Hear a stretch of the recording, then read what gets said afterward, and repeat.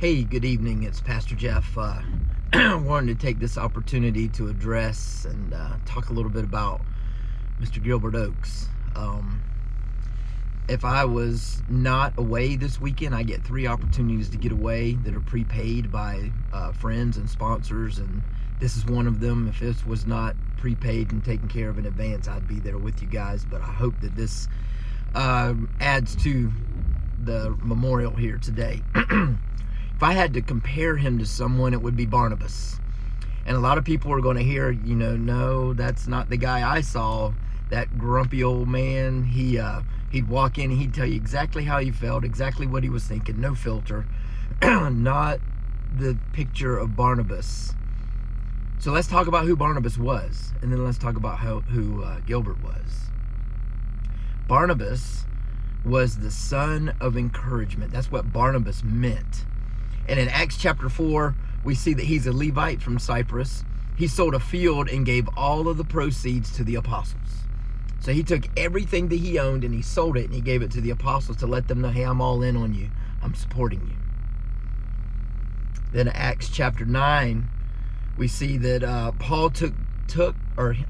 Barnabas took Paul to the apostles, explaining to them that Paul was no longer this persecutor of the Christians. He was now a Christian, and he was the one going and sharing the gospel with anyone who would listen.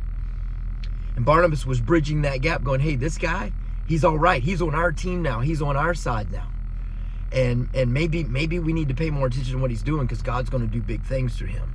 He's sharing the gospel in Damascus.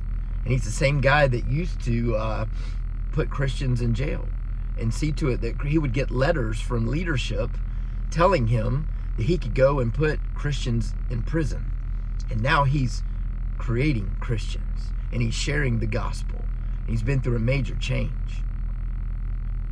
So these two transformations, these two pieces of who Barnabas was, give us a picture of who Gibert was. If he liked you, if he was your friend, he was all in. He was all in on you. There was no ifs, ands, or buts about it. If he didn't like you, he let you know. And if he loved you, you knew it. You knew it from day one. And when I first interacted with him, when I had an opportunity, I was coaching softball at St. Augustine High School. I had a lot of friends and connections in the town. I had coached at Little League, got into coaching because I had daughters, and I wanted to coach baseball and be a baseball coach, and God blessed me with 3 daughters. And at that time, back when I met Gibert, I had 2 young daughters, and softball was going to be my thing. And so I started coaching with Freddie Allen, and we became friends, and Freddie was friends with Gibert and Debbie and Renee, and so we all just kind of became friends. And my first few interactions with Gibert were questionable. I was a little concerned. I'm not sure if he liked me or not. You didn't really know for sure at first, and then you knew, because you knew. And so I had my first parent meeting when I had an opportunity, because I went from coaching at St. Augustine High School to coaching at Flagler College, and then I had the opportunity to go coach at Pedro Menendez.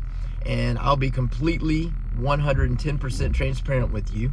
I wasn't sure what I wanted to do, and I was praying about what I should do in that situation, because I didn't like coaching the college game. I was away from the girls too much, and then I was missing some of the games and practices because they were doing stuff on Sundays, and I'm a pastor, and I'm all in on church. I'm not going to miss church for softball. I'm not even missing church for a big race this weekend. I'm traveling back Saturday night. So I was trying to pray about what I should do, and then I had an opportunity to go play for Terry Sapp, who was our athletic director, who I thought the world of. And I thought, man, this would be really cool to be able to coach and have him be my boss, because he was my coach in high school and loved him, thought the world of him.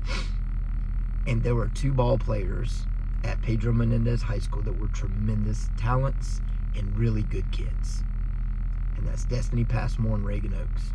And to think that I'd have the opportunity to coach Reagan for just a couple years, but it was still going to be worth it to have a ball player like that who had a high softball IQ, who played because she loved the game. Not the most athletic kid, and I'm not insulting her. She'll admit it too. She had to overcome the fact that she wasn't the fastest or the strongest by working her butt off. And that work ethic came from parents who loved the game with her. And so I loved watching her play, and I'd seen her play, and I thought, man, this is a good opportunity.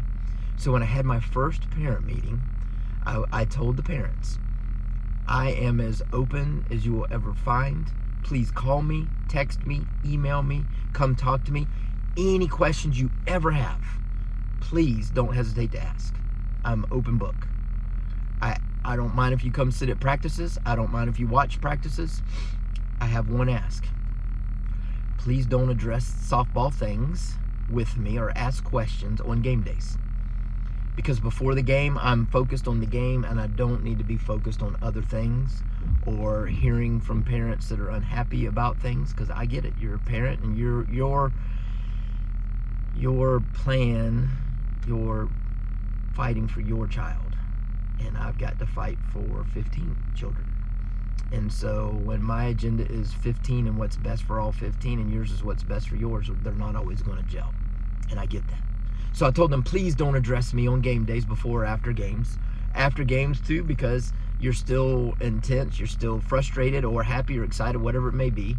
And you can be robbed of that moment, which is what you need. God wired us with emotions. We need those emotions in that moment, so that we can address what's going on inside of us, so we can get better as a person, so we can become a better coach, so we can help our girls get better. And so I said, if you want to talk to me before practice, after practice, anywhere in between, I'm your guy. Don't go address other coaches. Don't go talk to other coaches. If you have a problem with one of my other coaches, come to me first and let me address it. If I don't fix it, then we'll go to them together. And so those were my rules. The first day of practice, Gilbert was waiting for me when I pulled through the gate at Pedro Menendez High School. I parked my truck. I walked over to the dugout, and he sat down with me, looked at me, he said, "Traitor," which is what he called me, "I'm glad you're here, and I want you to know I'm going to make an appointment with you every day. I'm going to be right here waiting for you every day, so don't be late. Don't waste my time, and we're going to talk." And that set the tone for our relationship every single day. He knew that I would get there about 20 minutes early, because sometimes the girls decide to change a shirt or something in the car, and I don't want to be anywhere near that. And I asked them a million times not to do it, but they still do it. So I get there early. Me and Coach Jay would get there. I would get there early, and I would walk over to the dugout and be as far away from the parking lot as possible, as early as I possibly can. And I still wouldn't beat him there. And he'd be sitting there waiting for me. He'd have a Gatorade for Reagan, and he'd have his Diet Coke or Diet Pepsi. I can't remember exactly what he drank, but he'd have his drink, and we'd sit and talk. Very rarely did we talk about softball. Very rarely did we talk about anything I'd done wrong. We talked about life. We talked about Reagan. We talked about his family, because he loved you guys. And we talked about God. We talked about Jesus. And we talked about all kinds of things. Why am I comparing him to Barnabas? Because he encouraged me by being all in. Barnabas sold all of his property, all of his land, and gave it to the apostles.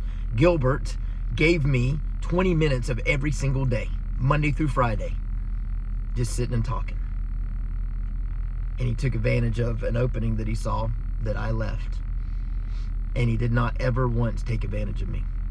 Very rarely did we talk about anything but Reagan and his family, and a little bit of softball as a whole. He never told me how to coach or what I ought to do.